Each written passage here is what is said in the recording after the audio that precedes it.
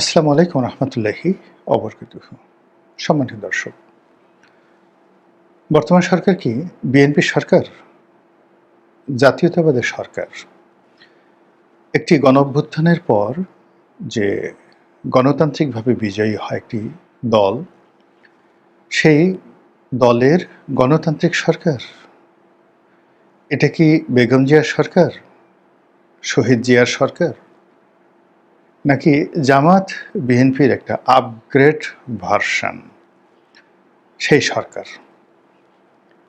এটা কি ম্যাটিকুলাস ডিজাইনের একটি সরকার, নাকি ডক্টর মোহাম্মদ ইউনূসের যে সরকার ছিল সেই সরকারের একটি এক্সটেন্ডেড ভার্সন বা কপি নাম্বার 2? এটা কি ভারত সমর্থিত একটি সরকার, নাকি আমেরিকার ব্লু প্রিন্টের একটি সরকার, নাকি জনগণের প্রত্যক্ষ ভোটে নির্বাচিত একটি দেশপ্রেমিক সরকার? এই যে প্রশ্নগুলো করলাম, আপনাদের হয়তো মনে থাকবে না, কিন্তু আমি জাস্ট রিউইন্ড করার জন্য বলছি যে আপনি একটি সরকারকে ইতিবাচক নেতিবাচক যে নামই ডাকতে পারেন সেই নামগুলো একে একে বললাম, কিন্তু একবার একটু ভেবে দেখুন তো বুকে হাত দিয়ে যে এই নামগুলোর একটিও আপনার মনোভূত হলো কিনা, বা আপনি এই সরকারকে, আমি যে নামগুলো বললাম এই নামের অধীন ওইরকম কোনো সরকার মনে করেন কিনা। দেখবেন আপনার সেই নামগুলো মনে আসছে না। এখন আমি আর একটা কথা বলি, এই সরকারকে বেশিরভাগ মানুষ যারা সামাজিক মাধ্যম ব্যবহার করেন তারা বলার চেষ্টা করছেন এটি একটি ফেসবুকের সরকার। দেখেন তো কথাটা আপনার সাথে মিলে কিনা। এ সরকার যা কিছু করছে তা সঙ্গে সঙ্গে তারা ফেসবুকে প্রচার করার জন্য রীতিমতো পাগলামো শুরু করেছে। বিএনপির মিডিয়া সেল আছে, তারপর তারেক রহমান সাহেবের একটা ভেরিফাইড ফেসবুক পেজ আছে, সেটা। এই দুটো থেকে প্রতিটি মুহূর্তে দেশবাসীকে জানানো হচ্ছে সরকার কি করছেন, সরকার প্রধান কি করছেন, পরিবার পরিজন কি করছেন, সরকারের যে কর্মকাণ্ড বা রাষ্ট্রের যে কর্মকাণ্ড সেইগুলো এখান থেকে প্রচার করা হচ্ছে। এবং কখনো কখনো প্রচার করতে গিয়ে এমন ক্ষুদ্রাতি ক্ষুদ্র, এমন তুচ্ছাতি তুচ্ছ, এমন হাস্যকর বিষয়গুলো প্রেস রিলিজ আকারে এই ফেসবুকের পেজগুলোতে আসছে, যেগুলো আসা উচিত নয় এবং যেগুলো কোনো পত্রপত্রিকায় সাধারণত আসে না। মানে সাংবাদিকতার যে একটা মানদণ্ড রয়েছে সেই মানদণ্ড অনুযায়ী যা কিছু প্রচার হওয়া দরকার সেই প্রচারগুলো তারা করছেন না, বরং অন্যান্য সবাই যেভাবে ফেসবুক, ইউটিউব, টুইটার, এখন তো টুইটার নেই, এখন এক্স হ্যান্ডেল, বা ট্রুথ সোশ্যাল, বাইদু, গুগলের যে সকল সাইট রয়েছে সেখানে যেভাবে মানুষ তার মতামতকে প্রকাশ করে, যেভাবে প্রচার করে অনেকটা স্বাধীন এবং সার্বভৌমভাবে, ঠিক সেইভাবে বিএনপির যারা লোকজন রয়েছেন বা এই সরকারের সাথে সম্পৃক্ত প্রচারণার দায়িত্বে যারা নিয়োজিত আছেন তারা সেইভাবে সব কিছু প্রচার করছেন। ফলে যারা এ দৃশ্য দেখছেন তারা সবাই বলার চেষ্টা করছেন যে এটা একটা ফেসবুকের সরকার। আমি এই সরকারকে ফেসবুকের সরকারও বলবো না, অন্য কোনো কিছু বলবো না। আমার দৃষ্টিতে এই সরকারের মধ্যে একটা প্রচণ্ড আবেগ কাজ করছে। এটিকে একটি আবেগের সরকার হিসেবে আপনি বর্ণনা করতে পারেন। যেমন আমি প্রধানমন্ত্রী তাকে দিয়ে শুরু করি। তিনি বহু বছর পর বাংলাদেশে এসেছেন, 17 বছর। এই বাংলাদেশে আসার পর তিনি খুব আশ্চর্য হয়ে গেছেন।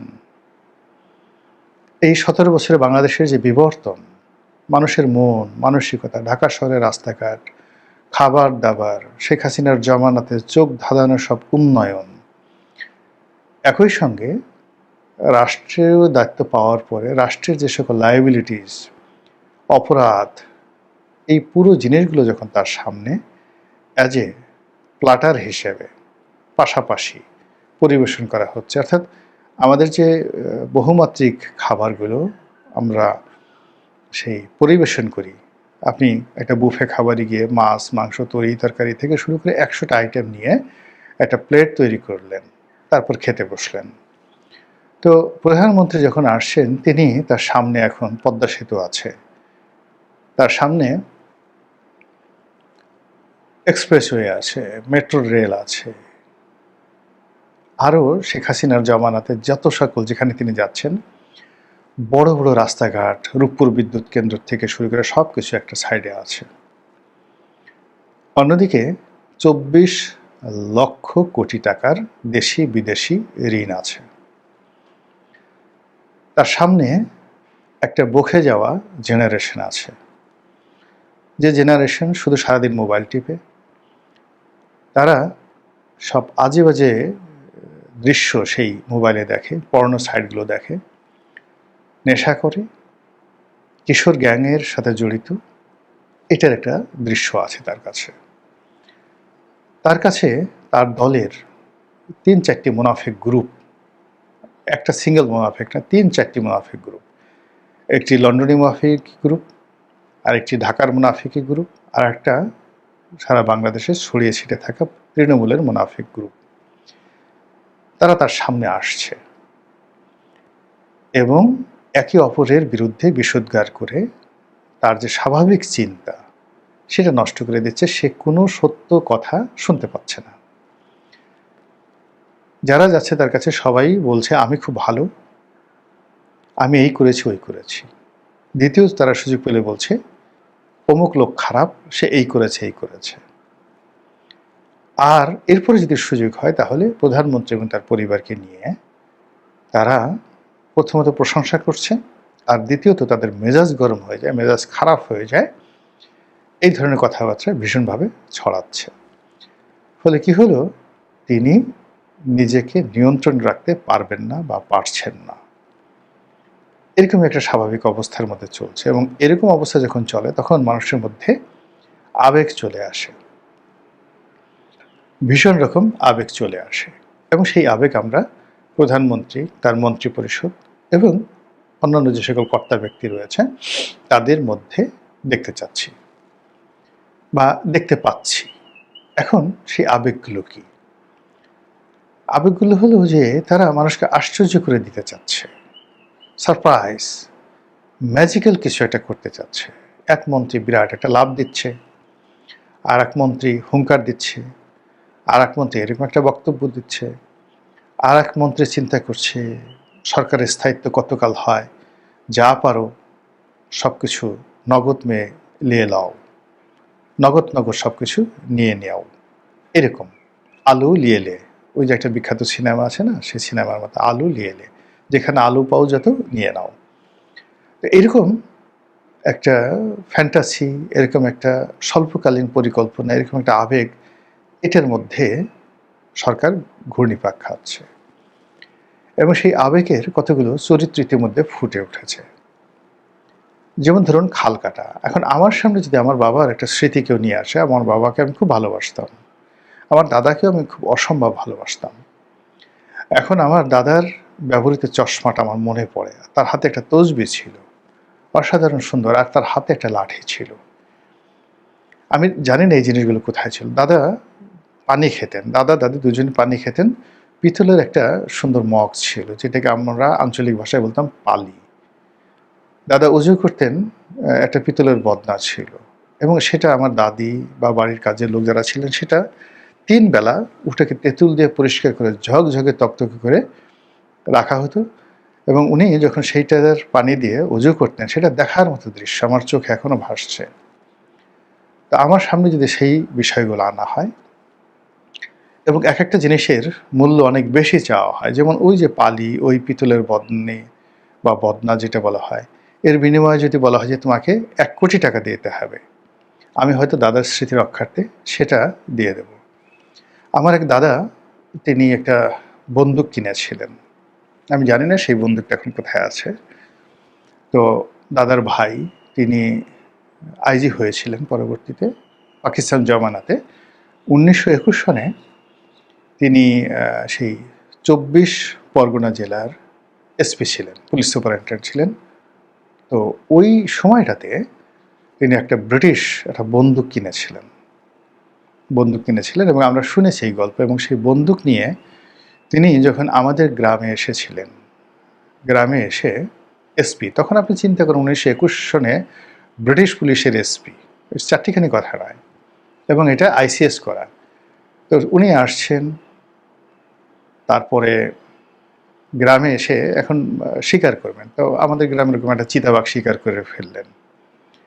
তো ওই যে বন্দুক, যে স্মৃতিটি, সেই বন্দুকটি এখন কোথায় আছে আমি জানি না। আমি শুনেছি আমার এক দুঃসম্পর্কের কাকার কাছে সেটা আছে।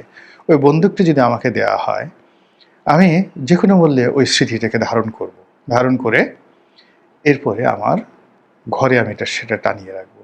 এটা সবাই, এটা অনেক মানুষ, কেউ হয়তো একটা তলোয়ারের প্রতি দুর্বলতা, কোনো এক জমানাতে আজ থেকে 400 বছর আগে তার কোনো আত্মীয় হয়তো কোনো রাষ্ট্রীয় বাহিনীর সেনাপতি ছিলেন, সুবেদার ছিলেন, এরকম এগুলো মানুষ সংরক্ষণ করে। তো এখন বিএনপির এরকম কতগুলো আবেগের জায়গা আছে। সেই আবেগের জায়গাগুলো যেমন খালকাটা, বগুড়া, ফেনী, এরপরে দিনাজপুর। দিনাজপুর মানে বেগম খালেদা জিয়ার যে বাবার বাড়ি বা দাদার বাড়ি সম্ভবত ওই জায়গাতে। এরকম যে জায়গাগুলো, যে জিনিসগুলো, যে কর্মগুলো বিএনপিকে খুব আবেগপ্রবণ করে তোলে, খুব সুকৌশলে বিএনপিকে ঠিক সেই জায়গাতে নিয়ে দেওয়া হচ্ছে। ফলে আমাদের সমাজের হাজার হাজার গুরুত্বপূর্ণ কাজকর্ম বাদ দিয়ে এখন বগুড়ার উন্নয়ন করো। আমরা গিয়ে দেখলাম যে এই গত 19 জন না 20 জন মন্ত্রী ইতিমধ্যে বগুড়া ভ্রমণ করেছেন গত 2 মাসে, এবং আরও মন্ত্রী, ওখানে মন্ত্রীরা যাওয়ার জন্য পাগল। বগুড়াকে এখন তারা প্রশাসনের কিবলা বানিয়ে ফেলেছে।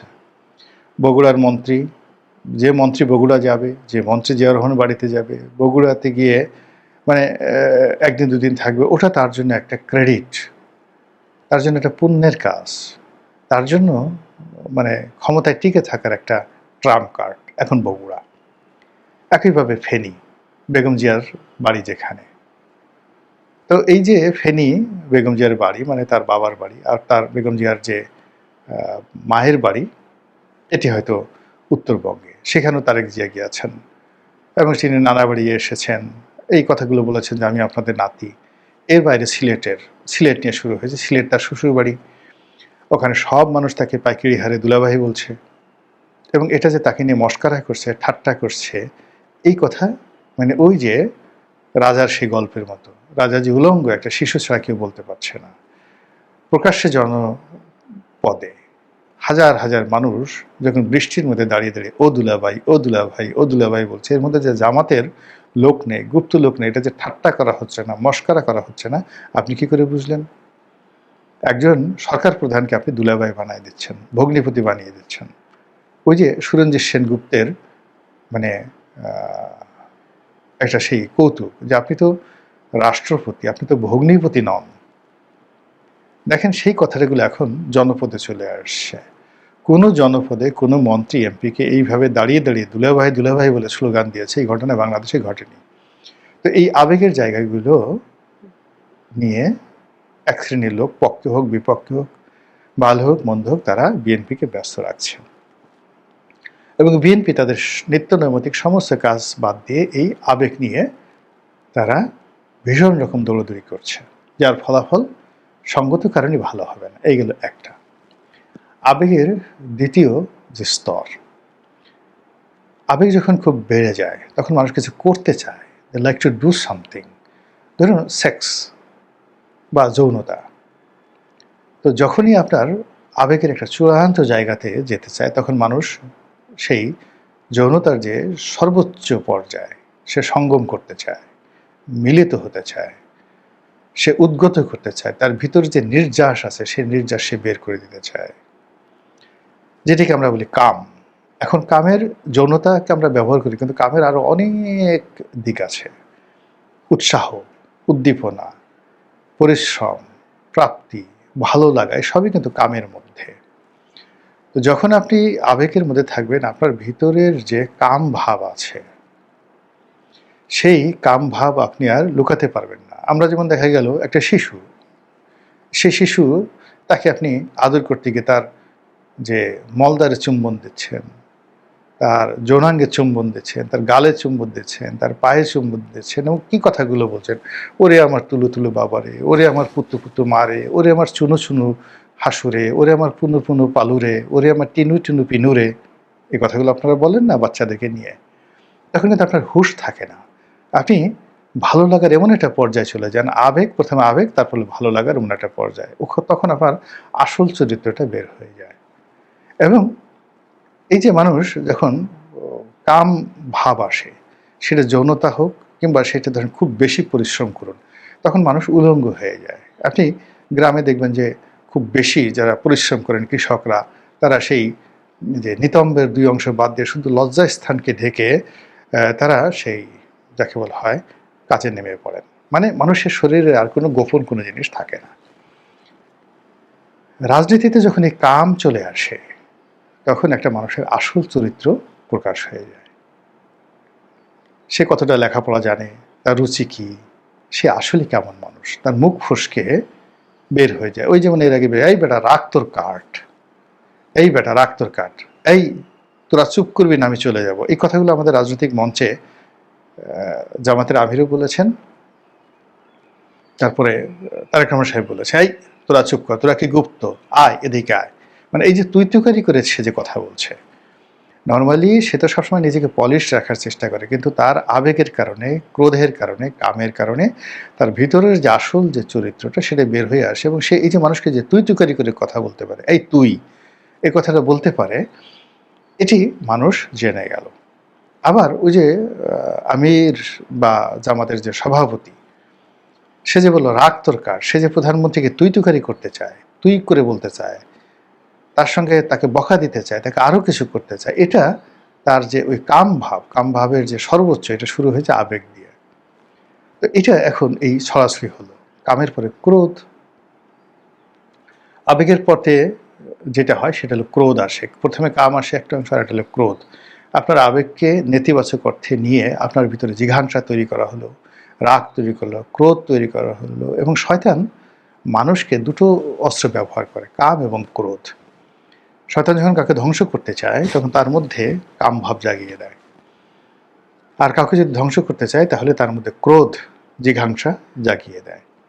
এবং এটা আবেগ থেকে আসে। আপনি কারো বাবাকে নিয়ে কোনো বাজে কথা বললেন, কারো মাকে নিয়ে বাজে কথা বললেন, বা আপনি যে কাজটি খুব ভালোবাসা, আবেগ দিয়ে কাজ করেছেন, আমার জন্য আপনি খুব সুন্দর পোলাও রান্না করেছেন, কোরমা রান্না করেছেন, আমি গিয়ে মুখ সেটকেলাম, এটা একটা রান্না হলো। আপনার কাছে মনে হবে যে মাথায় একটা বাড়ি দিয়ে মানে আমাকে ওখানে শেষ করে দেওয়া। যার জন্য আপনি এত যত্ন করে এত কিছু করলেন, এখন আপনি তাকে মারতে চাচ্ছেন। এটা হলো ওই আবেগ। আবেগের জায়গা থেকে যখন আপনি যে একটা এক্সপেকটেশন না আসে, তখন আপনি সেখানে আপনার কাম বা ক্রোধ এটি আপনি বাস্তবায়ন করেন। এর ফলে কি হলো, এই সরকারের যে আবেগের জায়গা, সেই আবেগের জায়গাগুলো তৈরি করা হচ্ছে কৌশলে, আর প্রতিপক্ষ দিয়ে এই আবেগের জায়গাগুলোতে আঘাত করা হচ্ছে। যেমন জাইমা রহমানকে নিয়ে বাজে যে কথাগুলো বলা হচ্ছে, এটা কিন্তু খুব ম্যাটিকুলাসলি সরকারকে, বিএনপির যারা নেতাকর্মী আছে তাদের সবাইকে ক্রোধে উন্মত্ত করে দেওয়ার জন্য এই কাজগুলো করা হচ্ছে। তারা যে কাজগুলো করবে, জাইমা রহমানকে নিয়ে যারা এই সমস্ত কথাবার্তা বলবে, কাজ বলবে, তারা নির্বিচার আক্রমণ চালাবে। এবং চক্রান্তকারীদের এটাই কিন্তু একটা মাস্টার প্ল্যান। গেল কাম, গেল ক্রোধ, গেল। এরপরে আসবে লোভ এবং লালসা। লোভটা হলো বস্তুগত, লালসা ইন্দ্রিয়গত।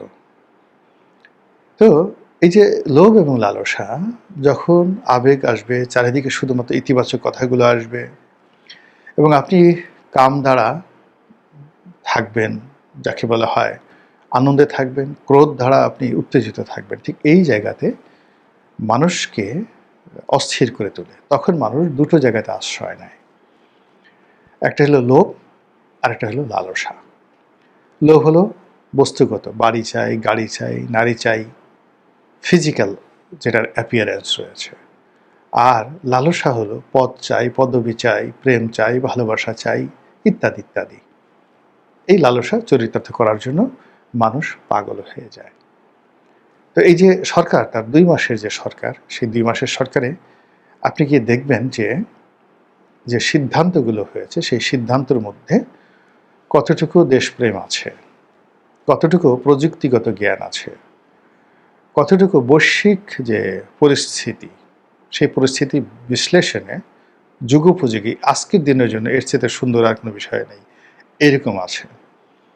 আর আগামী 10 বছর পরে আমাদের প্রয়োজন হবে, 10 বছর পরে জাতি কথা বলবে, 100 বছর পরে এই জাতি স্মরণ করবে। এইরকম অমরত্ব লাভ করা যায় রাজনৈতিক সিদ্ধান্ত এবং গৃহায়ন এবং পূর্ত কনস্ট্রাকটিভ যে কাজগুলো রয়েছে বা কনস্ট্রাকশনের যে কাজগুলো রয়েছে সেইগুলো এই সরকার কয়টা করেছে।